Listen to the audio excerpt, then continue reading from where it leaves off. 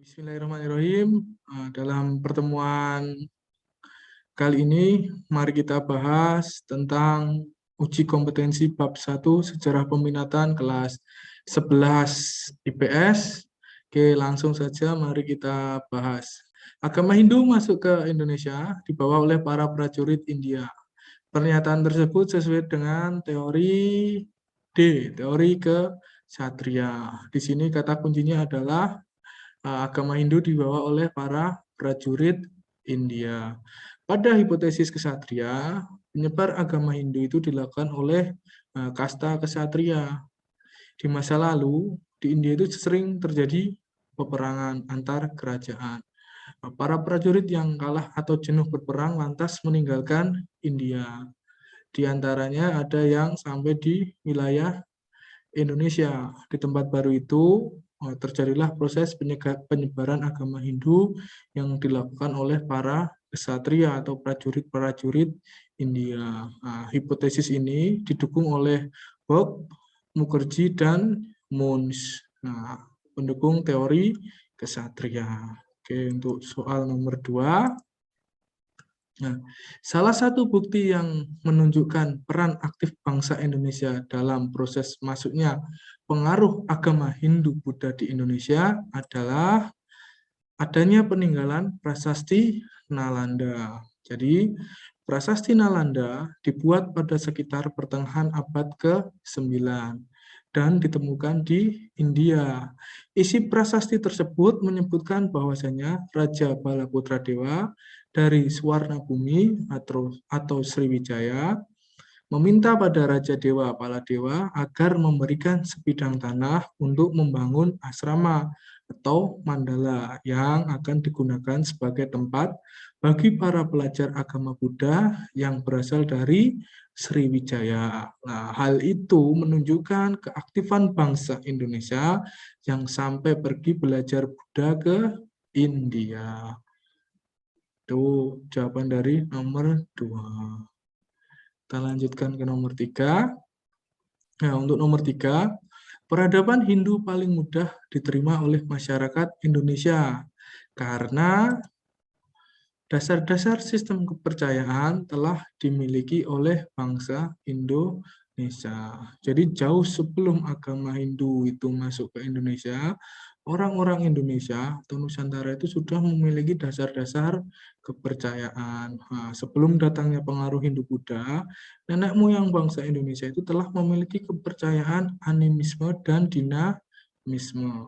Dasar-dasar kepercayaan ini akhirnya berbaur dengan kepercayaan Hindu yang akhirnya muncul agama Hindu yang menyesuaikan dengan keadaan masyarakat Indonesia. Akhirnya karena menyesuaikan dengan keadaan masyarakat Indonesia tadi, agama Hindu diterima oleh nenek moyang bangsa Indonesia. Oke, kita lanjutkan ke soal nomor 4. Ajaran Buddha diperkenalkan oleh siapa? Oleh Siddhartha. Siddhartha itu siapa? Agama Buddha itu lahir pada abad ke-6 sebelum Masehi di India Utara atau daerah kerajaan Kapila Wastu dan diajarkan oleh Pangeran Siddhartha, putra Raja Kapila Wastu. Hidup 560 sampai 480 sebelum Masehi.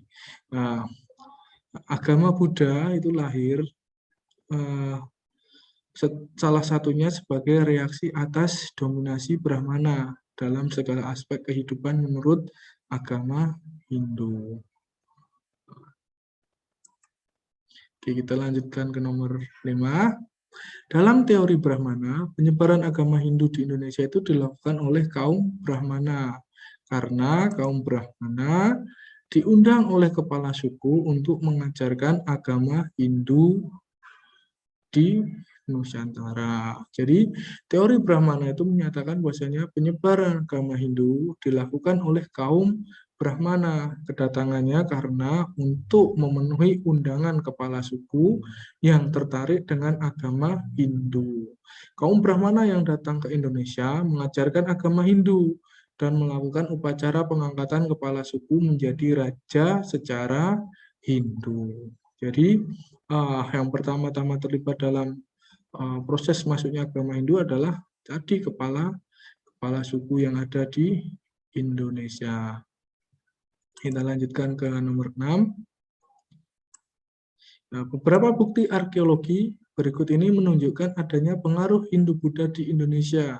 Kecuali apa? Nah, dari ke-5 pilihan jawaban ini bahasanya sangat mudah ditebak bahasanya bukti arkeologi yang bukan menunjukkan adanya pengaruh Hindu dan Buddha adalah fosil.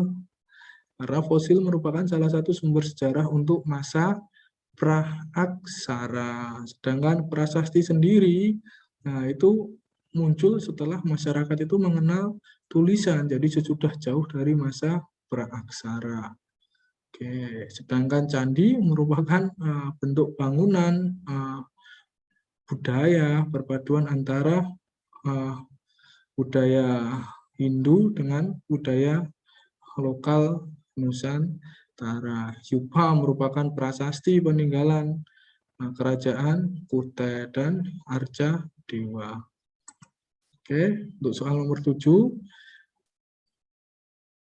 Kerajaan bercorak Hindu di Indonesia yang pertama kali adalah Kerajaan Kutai. Kerajaan Kutai terletak di Sungai Mahakam, tepatnya di Muara Kaman, Kutai, Kalimantan Timur.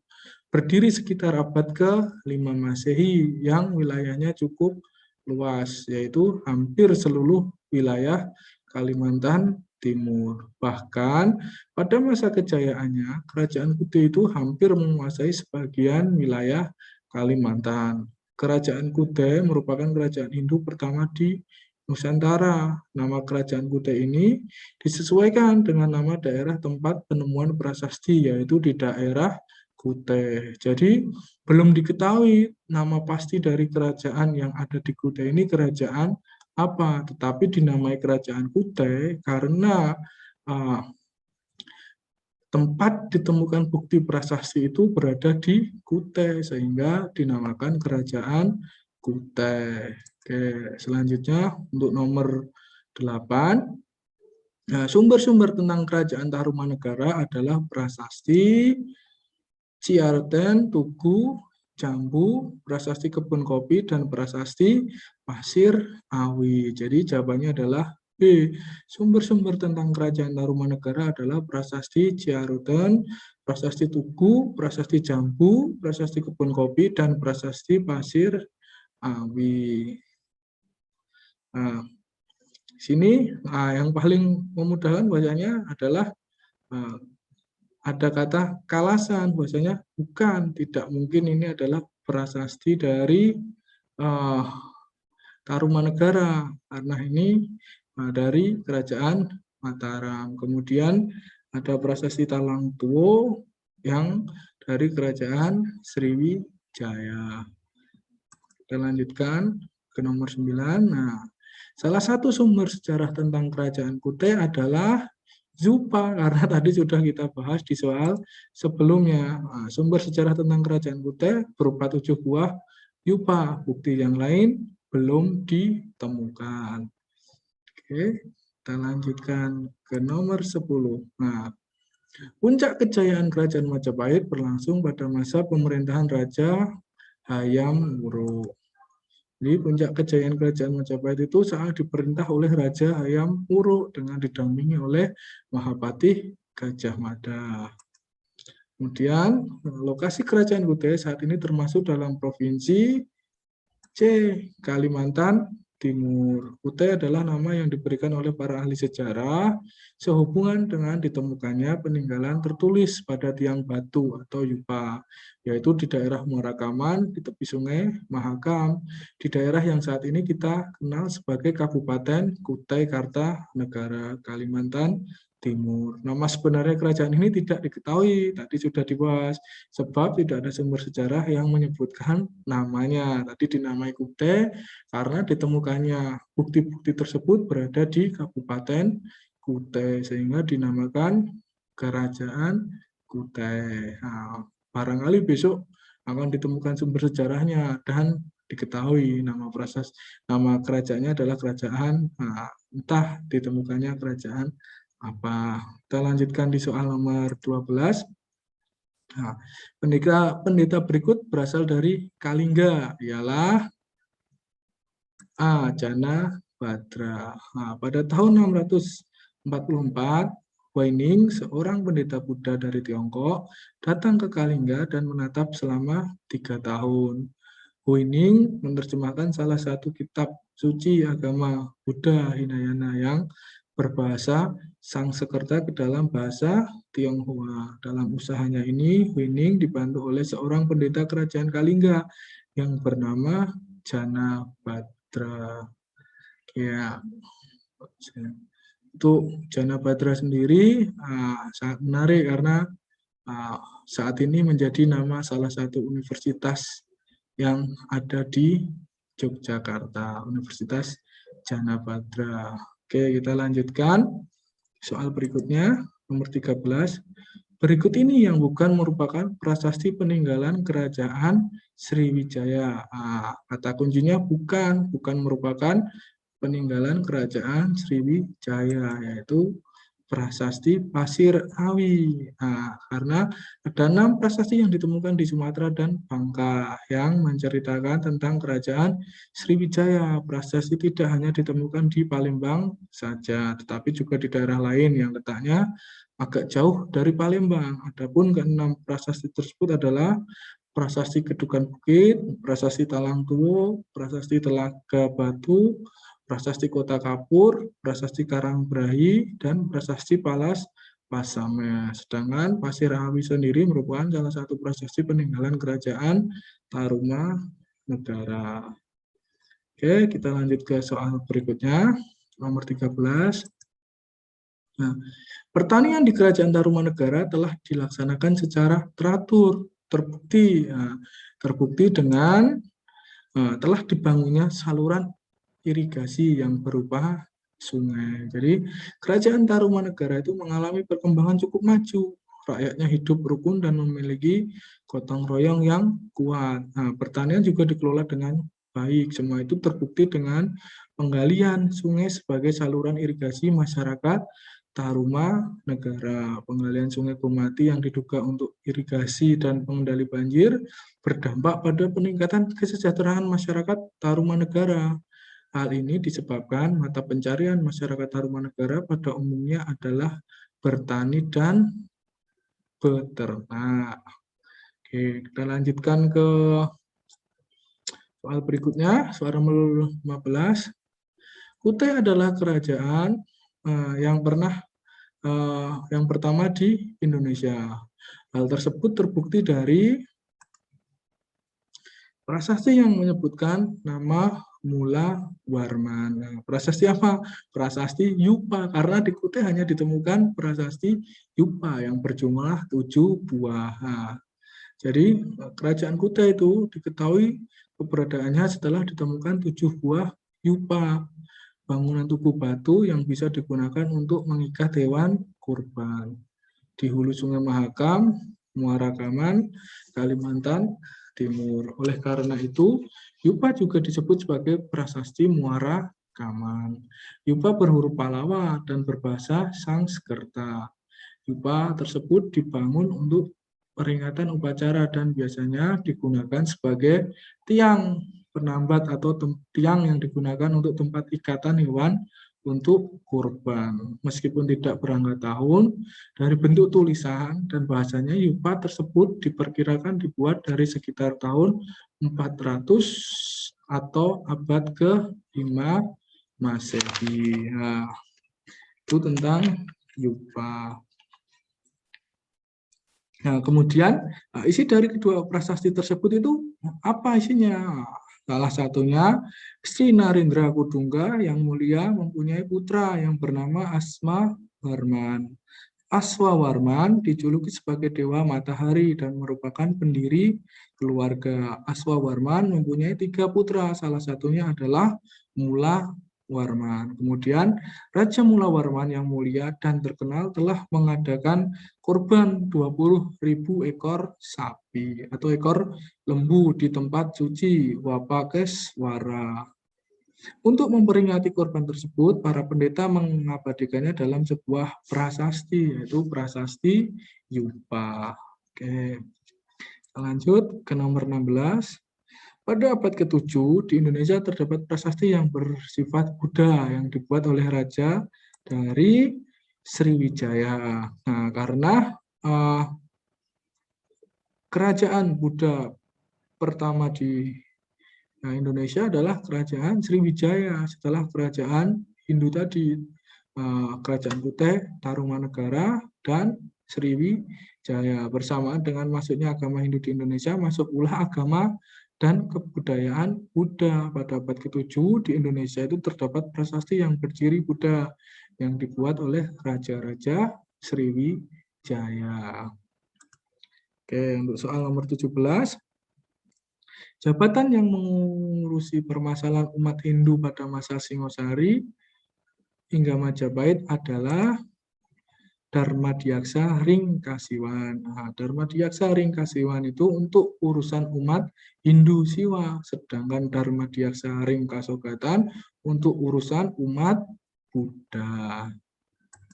Ya, untuk nomor 18, Prasasti Canggal merupakan prasasti peninggalan kerajaan Mataram kuno. Jadi kerajaan Mataram kuno itu dikenal sebagai sebuah prasasti yang ditemukan di desa Canggal, Magelang. Prasasti ini berangkat tahun 732 Masehi, ditulis dengan huruf Palawa dalam bahasa Sanskerta. Prasasti Canggal ini berisikan tentang peringatan terhadap didirikannya sebuah lingga di atas sebuah bukit di daerah Kunjara Kunja oleh Raja Sanjaya. Kemudian nomor 19, pemberontakan Nambi dan Wiraraja terjadi pada masa pemerintahan Jayanegara. Pada masa pemerintahan Jayanegara terjadi pemberontakan yang dilakukan oleh Nambi dan Wiraraja. Pemberontakan ini berhasil dipadamkan oleh Gajah Mada pada tahun 1238 atau tahun 1360 Masehi. Nah, di sini terjadi selisih antara tahun Saka dan tahun Masehi. Oke, untuk nomor 20 di pilihan ganda, prasasti dari Kerajaan Kutai menggunakan bahasa, tadi sudah dibahas, menggunakan bahasa Sanskerta. Nah, jadi prasasti Yupa itu dari Kerajaan Kutai ditulis dengan huruf Palawa dan bahasanya Sanskerta. Jangan kebalik-balik dari bahasa Palawa dan huruf Sanskerta. Jadi prasasti Kerajaan Kutai itu menggunakan bahasa Sanskerta dan huruf Palawa. Oke, kita lanjutkan ke soal uraian. Ada 5 soal. Untuk yang pertama, jelaskan pengaruh Hindu-Buddha terhadap pemerintahan di Indonesia. Jadi adanya ajaran agama Hindu-Buddha membuat penduduk setempat mulai mengenal sistem raja. Sebelum adanya sistem raja, dahulu sebelum kedatangan agama Hindu itu masyarakat hanya mengenal bahwasanya pemimpin mereka itu hanyalah kepala suku yang memiliki suatu kelebihan dibandingkan dengan orang lain. Primus inter pares. Kelebihan dibandingkan dengan orang lain ini tadi dijadikan sebagai dasar bahwasanya yang paling kuat yang memiliki kelebihan dijadikan sebagai kepala suku. Oleh karena pengaruh agama Hindu dan Buddha, masyarakat Indonesia mulai menganggap bahwasanya raja itu bukan lagi sebagai perwakilan dari nenek moyang, namun sebagai perwakilan atau titisan dari dewa. Adanya nanti konsep dewa raja. Kemudian kita lanjutkan untuk nomor 2. Mengapa kehidupan sosial ekonomi masyarakat Tarumanegara dikatakan maju? Tadi sudah kita bahas di soal berikutnya. Sedikit kita bahas di soal berikutnya. Bahasanya kerajaan Tarumanegara itu mengalami perkembangan yang cukup maju. Rakyatnya hidup rukun dan memiliki gotong royong yang kuat. Nah, pertanian juga dikelola dengan baik. Semua itu terbukti dari penggalian sungai sebagai saluran irigasi masyarakat negara. Pengalihan Sungai Komati yang diduga untuk irigasi dan pengendali banjir berdampak pada peningkatan kesejahteraan masyarakat Tarumanegara. Hal itu disebabkan karena mata pencarian masyarakat Tarumanegara pada umumnya adalah bertani dan beternak. Jadi masyarakat Tarumanegara ini dikatakan sangat maju karena mereka bisa mengendalikan banjir dengan membuat sungai Komati. Nah, dari sungai inilah dimanfaatkan untuk memenuhi kebutuhan pencarian masyarakat Tarumanegara sebagai petani dan peternak. Itulah yang melatar belakangi kenapa Kerajaan Tarumanegara dikatakan sebagai kerajaan yang maju. Kemudian untuk soal nomor 3, bagaimana proses asal tersebarnya agama Hindu Buddha ke lingkungan rakyat biasa? Nah, tadi kan bahasanya dalam masyarakat kelas tinggi, kaum Brahmana tadi diundang untuk mengajarkan. Nah, sedangkan untuk masyarakat biasa bagaimana caranya? Nah, agama Hindu dan Buddha yang masuk ke Indonesia awalnya itu hanya dianut oleh raja-raja dan para bangsawan. Nah, dari lingkungan raja dan bangsawan, agama Hindu Buddha kemudian baru menyebar ke lingkungan rakyat biasa. Karena pada biasanya rakyat itu akan mengikuti pemimpinnya. Ketika pemimpinnya sudah memeluk agama Hindu dan Buddha, mereka akan memeluk agama itu juga karena kepercayaan dari pemimpinnya adalah kepercayaan dari masyarakatnya. Oke, untuk nomor 4, jelaskan penyebab kemunduran kerajaan Kalingga. Nah, kerajaan Kalingga itu mengalami kemunduran kemungkinan akibat serangan dari kerajaan Sriwijaya yang menguasai perdagangan. Serangan tersebut mengakibatkan pemerintahan Kijen menyingkir ke Jawa bagian timur atau mundur ke pedalaman Jawa bagian tengah antara tahun 742 hingga 755. Kemudian, apa yang Anda ketahui tentang prasasti Blanjong? Oke. Nah, jadi prasasti Blanjong itu ditulis dengan 2 huruf. Pertama huruf Pranagari dengan menggunakan bahasa Bali kuno, dan yang kedua menggunakan huruf Kawi dengan bahasa Sanskerta. Prasasti Blanjong ini dibuat oleh Raja Sri Kesariwarmadewa. Prasasti ini menunjukkan adanya kekuasaan raja-raja dari Wangsa atau dinasti Warmadewa. Oke. Jadi berikut pembahasan tentang uji kompetensi 1 mata pelajaran sejarah peminatan untuk kelas 11 IPS. Besok akan kita bahas tentang materi berikutnya di uji kompetensi 2. Terima kasih atas partisipasinya, terima kasih atas semangat anak-anak dalam mengerjakan uji kompetensi 1 ini. Sampai jumpa di pembahasan berikutnya. Terima kasih.